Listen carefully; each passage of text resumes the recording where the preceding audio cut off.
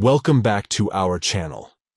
In today's video, we'll guide you through the process of disabling notifications from all stories in Telegram.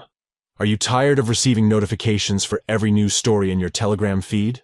Well, you're in luck. Telegram provides a simple way to turn off story notifications, allowing you to enjoy a more streamlined experience. So, let's dive into the step-by-step process of disabling notifications from all stories in Telegram. Let's get started. Step 1. Open the Telegram app on your device. Step 2. In the top left corner of the screen, tap on the 3 stacked lines. This will open the menu options. Step 3. From the menu, select Notification and Sounds. Scroll down until you find the Stories section. Step 4. Tap on Stories and then disable the option for Story Notifications.